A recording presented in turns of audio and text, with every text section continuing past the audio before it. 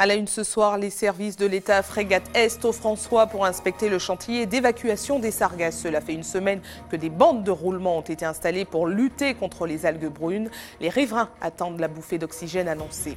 Une lutte pour évacuer les sargasses prise en charge par le gouvernement. Une réunion interministérielle a acté le déblocage de 3 millions d'euros. Un préfet sera nommé pour coordonner les travaux. Et puis, la ferme de Périne ouvre son jardin au public à quelques jours de la fête des mères. Une soixantaine de variétés d'orchidées y est proposée. Une idée de cadeau pour souhaiter bonne fête avec des fleurs. Bonsoir à tous, heureuse de vous retrouver dans cette tranche info que vous pouvez suivre en direct sur Facebook. Voilà une semaine que les bandes de roulement pour évacuer les sargasses ont été installées au quartier Frégate Est au François. Les services de l'État se sont rendus sur place pour recueillir les impressions de la population. Aujourd'hui, il s'agissait d'inspecter le chantier. Voyez ce reportage d'Alizé Lutran et Michelet François. C'est désormais une voie de 200 mètres qui longe le rivage. Les tractopelles ont plus facilement accès aux sargasses.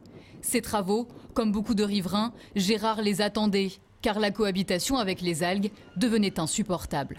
On ressentait chez nous les émanations sous forme de problèmes de santé, carrément de problèmes de santé. Et en plus de ça, nous perdons tous nos matériels. Tout ce qui comporte une pièce électronique est tombé en panne. Nous avons des stocks de sargasses qui sont là depuis plusieurs années, qui n'avaient jamais été nettoyés. Donc maintenant, la réalité fait qu'on est plus optimiste puisque les travaux ont commencé. Au départ, on disait une semaine, maintenant on dit 15 jours et on verra. Si c'est 15 jours, de toute façon, l'important c'est que ça ait commencé et qu'on nous débarrasse de ce fléau que nous aimerions voir considéré comme catastrophe naturelle. Le projet a coûté environ 40 000 euros, financé conjointement par la mairie et à 80% par la préfecture. Les avantages de la nouvelle installation sont déjà visibles. On voit l'appel derrière moi travailler, donc elle ramasse avec son bras qui fait une quinzaine de mètres l'ensemble des sargasses et on joue avec la marée qui, elle, va à la marée haute repousser les sargasses qui sont entre 15 et à peu près 50 mètres. Ça permet surtout d'avoir plusieurs points d'accès. Au départ, on avait à peu près 2 à 3 points d'accès et la baie fait 300 mètres. Donc vous comprenez bien qu'on ne pouvait pas agir sur l'ensemble du secteur. La viabilité du chantier sera évaluée au terme d'une semaine de ramassage. Le dispositif est également testé en ce moment au quartier Presqu'île. S'il fait ses preuves, d'autres communes touchées par les algues brunes devraient prochainement en bénéficier.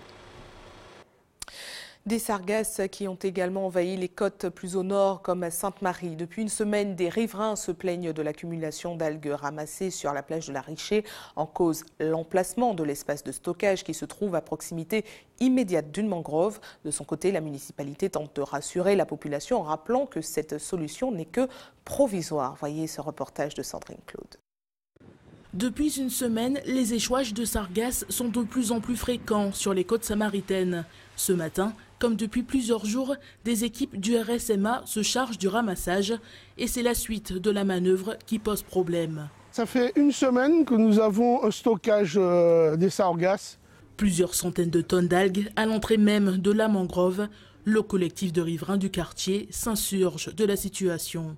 Le stockage de ces algues sargasses qui contiennent, selon l'ANSES, des métaux lourds, de l'arsenic non organique et du cadmium. Donc aujourd'hui, nous avons un risque d'empoisonnement de la population. On ne peut pas stocker dans la mangrove. C'est interdit, c'est une zone protégée. De son côté, la municipalité s'en défend. Le choix de stockage serait seulement provisoire. Il nous semblait, à nous, la municipalité, que ce site était le mieux adapté, le mieux approprié parce qu'il ne causait aucune nuisance. Je peux entendre le cri de cette association, mais en même temps, ce que je veux lui dire, c'est que le mois de mai, c'est un mois assuré, c'est un mois gruyère où il y a beaucoup de jours fériés de pont. Il aurait peut-être mieux valu que cette association, au lieu de critiquer, nous dise un peu où est-ce qu'on pourrait éventuellement entreposer les sargasses. Si chaque monde mettait ensemble, on va penser qu'on va trouver des solutions qui sont beaucoup plus faciles et qui sont beaucoup plus rapides. La ville affirme que les choses devraient rentrer dans l'ordre sous peu. Les sargasses devraient être transportées vers une entreprise spécialisée au François dans les plus brefs délais. Et une problématique pour gérer les sargasses entendues par le gouvernement. Une première réunion interministérielle entre l'outre-mer, la santé et l'écologie a débouché sur un engagement d'un plan de gestion. 3 millions d'euros ont été débloqués dans l'urgence et un préfet coordonnera les travaux. Voyez les explications d'Éric Dupuis et Carlo Carboni.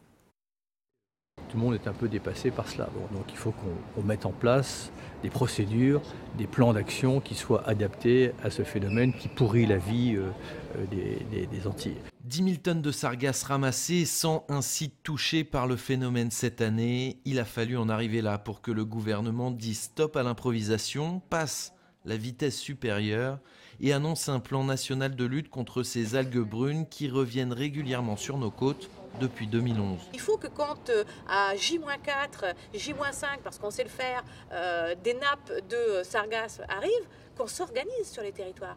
Et jamais ça a été organisé. Et même financièrement, l'effort de l'État, dans un premier temps, en urgence, et il faudra compléter, et de 3 millions, c'est le double de ce qui avait été mis dans des années précédentes où les territoires ont été touchés. Un préfet coordinateur a été nommé depuis 10 jours. Il se rendra sur place d'ici la fin de la semaine prochaine. Tandis qu'à Paris, certains arbitrages budgétaires seront négociés avant un déplacement ministériel prévu à la mi-juin. On va essayer de coordonner tout ça et puis surtout de mettre des moyens dans la recherche parce qu'il faut qu'on comprenne l'origine de ce phénomène qui est probablement multifactoriel.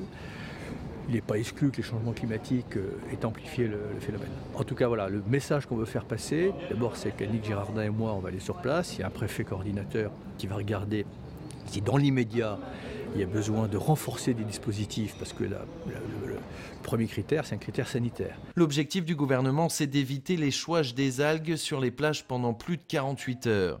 Quant à l'arrêté de catastrophe naturelle demandé par les élus locaux, Paris étudie la question avec les compagnies d'assurance qui sont au même niveau que tout le monde face aux sargasses, pour l'instant dépassées par le phénomène. Restez avec nous à suivre dans cette édition l'ancien footballeur professionnel Roy Contou, placé en garde à vue hier soir pour homicide involontaire et délit de fuite. Il est accusé d'avoir fauché un cycliste samedi dernier. Et puis 48 élèves guadeloupéens de 12 à 16 ans ont obtenu aujourd'hui leur diplôme de secourisme en mer après 2 ans de formation. Et je vous le disais, Roy Contou, ancien footballeur professionnel ayant évolué dans les clubs de Sochaux et Auxerre, a été placé en garde à vue. Il est soupçonné d'homicide involontaire et de délit de fuite après un accident de la route samedi dernier. Il aurait mortellement fauché un quadragénaire circulant à vélo. Ayodele Germain a rencontré les avocats des deux parties. Regardez. Les faits se sont déroulés samedi dernier sur la Matourienne. Au petit matin, l'ancien joueur de Ligue 1 a heurté un cycliste de 41 ans. L'homme n'a pas survécu.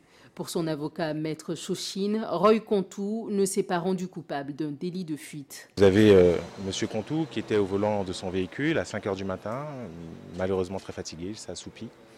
Le véhicule s'est vraisemblablement déporté et il y a eu un choc. Mon client était persuadé que son véhicule avait heurté la glissière, la rambarde de sécurité et peut-être aussi un panneau de signalisation.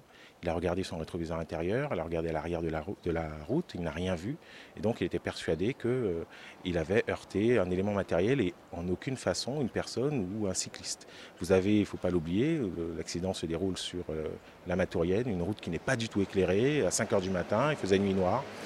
Et donc en aucune manière il a souhaité se soustraire parce que bien évidemment s'il avait vu qu'il avait percuté un cycliste, il se serait arrêté ou il aurait fait marche arrière pour aller porter assistance à la personne blessée. Une défaillance de l'éclairage public qui revient également dans l'argumentaire de la partie civile. Maître Gay, bien que représentant la sœur de la victime, adopte un discours tempéré. Pour moi, on est dans un cas dramatique où ça peut tomber sur n'importe qui. Donc, moi, ce que je sais, c'est que si la route était éclairée, sûrement que M. Siné serait encore là. En matière de sécurité routière en Guyane, il est grand temps que chacun prenne sa part. Les particuliers, mais aussi les pouvoirs publics.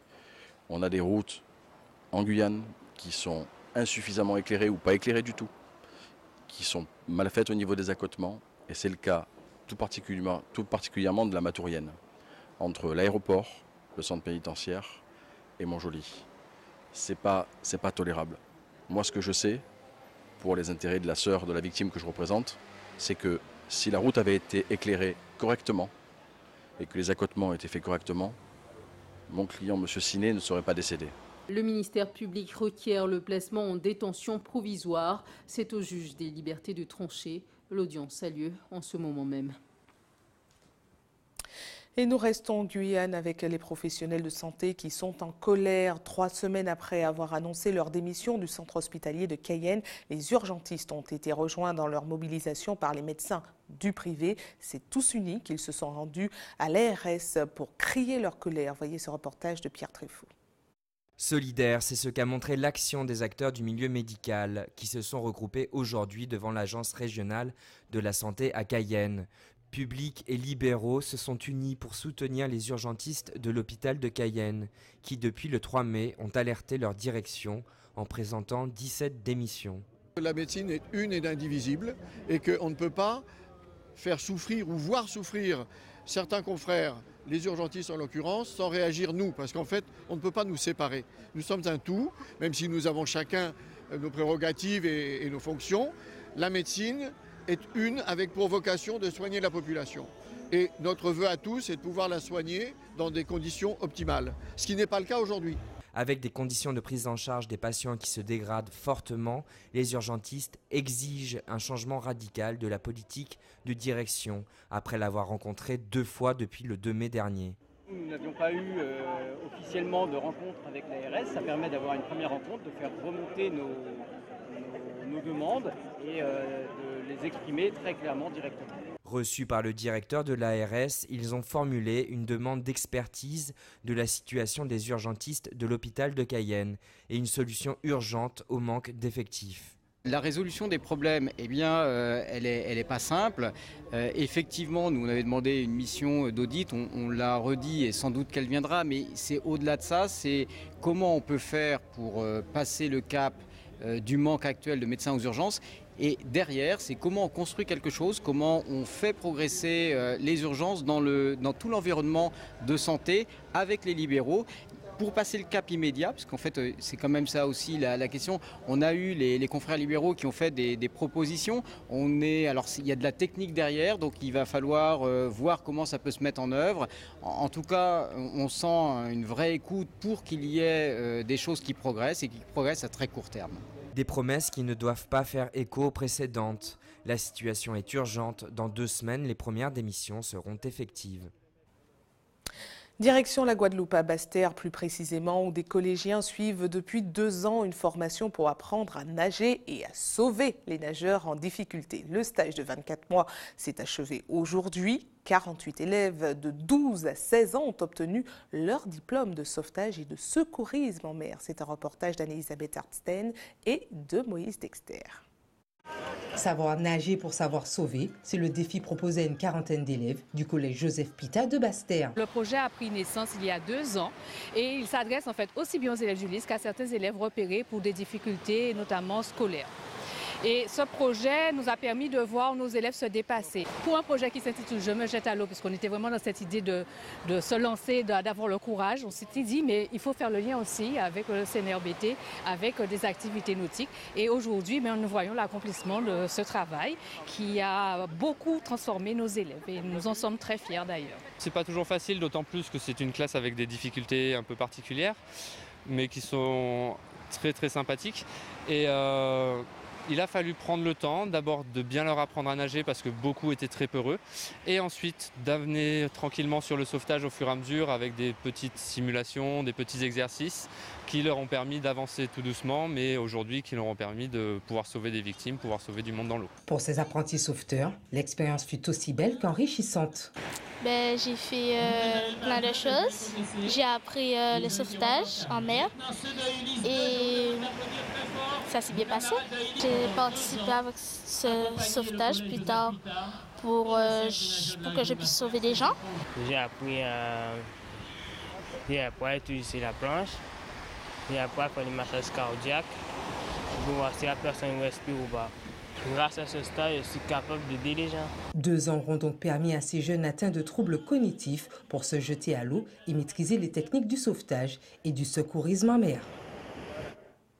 De retour en Martinique, J-1 avant l'ouverture de la 14e édition du Salon de l'immobilier. Un rendez-vous pour tous ceux qui souhaitent investir prochainement. Et pour en parler, nous recevons la responsable commerciale d'Open Media, Cindy Fedroni. Bonsoir à vous. Bonsoir. Merci d'avoir accepté notre invitation.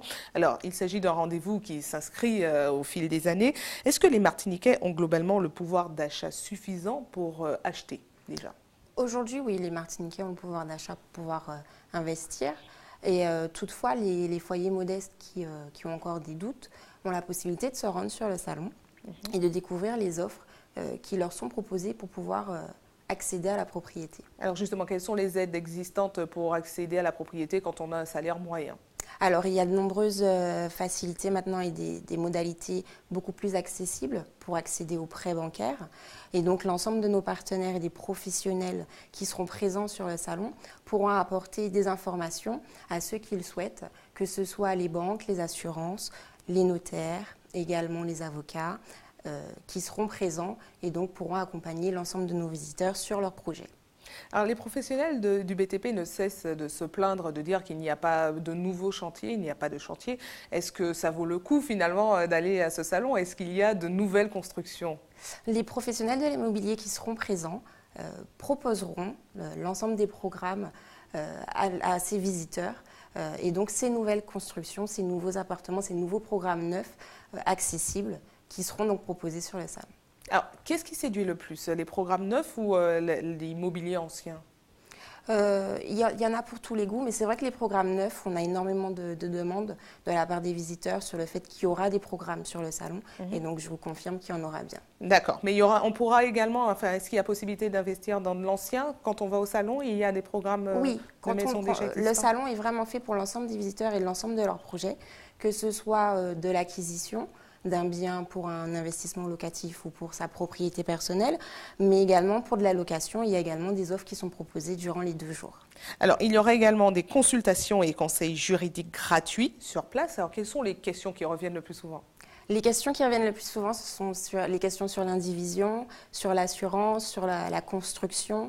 Et donc, ce sont les grands sujets des conférences qui seront proposées durant ces 2 jours également, vendredi et samedi. Et en plus, plein de conférences, quels seront les temps forts ? Alors, vendredi à 10h30, nous aurons une conférence sur la construction immobilière.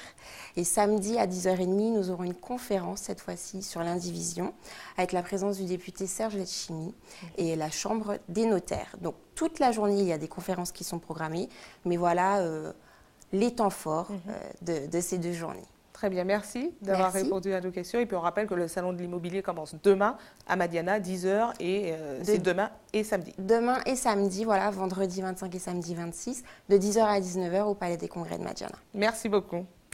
Parlons culture maintenant avec une pièce de théâtre mêlant jeu et magie présentée à des scolaires ce matin. Une représentation du comédien Philippe Beau qui a séduit la majorité du public. Au programme, une dizaine de tableaux inspirés de Jean Cocteau. Voyez les réactions recueillies par Sandrine Claude. Les comédiens ont fait plein de tours de magie, ont montré quelques scènes des films de Jean Cocteau, remémorer un peu sa mémoire, oublier et tout. J'avais jamais vu vraiment de tour de magie et tout, donc c'était assez impressionnant. Au départ, ça me faisait un petit peu peur parce que des 6e et des 5e sont un petit peu jeunes pour aller voir peut-être ce type de représentation, mais en fait, ils ont été, pour la plupart, très surpris, et en même temps, le fait que ce soit de la magie, le fait que ce soit un peu surprenant, ça les a beaucoup enjoués, et je pense qu'ils sont très contents du spectacle. C'est une succession de tableaux autour de l'œuvre de Jean Cocteau, mais qui se relient entre eux, un peu comme dans le rêve. Voilà, c'est ce qu'on dit au début du spectacle. On dit il n'y a pas d'intrigue, c'est comme un rêve. Voilà, donc on rentre dans ce rêve. Pour eux, c'était une découverte entière, à la fois sur le personnage, ses œuvres qui sont assez riches, parce que c'est à la fois un cinéaste, un poète, aussi un mélomane, bon voilà, un dessinateur aussi. Il y a même eu une espèce de des choses comme ça, oui, t'as remarqué des espèces de soupirs d'admiration sur certains passages, beaucoup de petits commentaires, de petites remarques qu'on sentait non pas entre eux, mais plutôt avec quand apparaissait un animal ou un personnage d'une image particulière dans les ombres. Et du coup, moi j'ai senti qu'il y avait une écoute très attentive. ATV, toujours dans la proximité, nous passons tout de suite à notre JT des communes.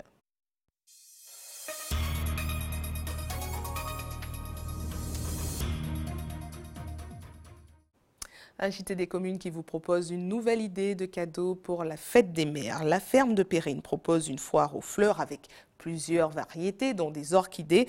Visite guidée du jardin avec Hubert Bornil et Michelet François.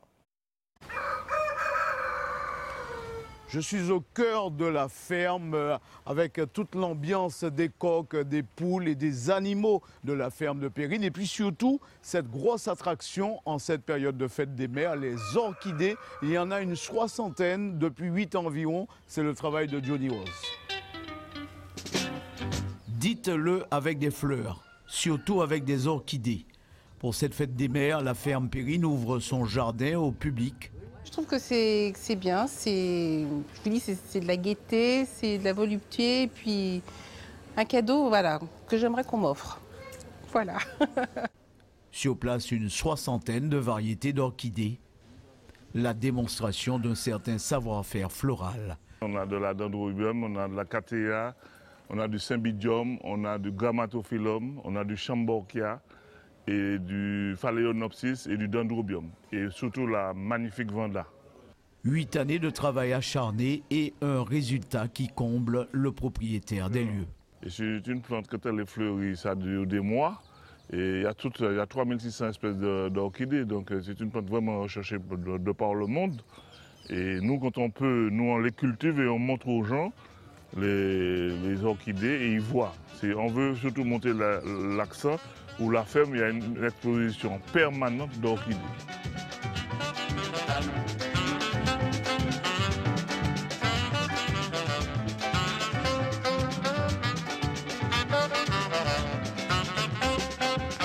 En tout cas, je crois que ça sera un beau cadeau appréciable pour toutes les mamans de Martinique. Et puis, l'intérêt aussi, c'est de venir visiter ce beau jardin fleuri.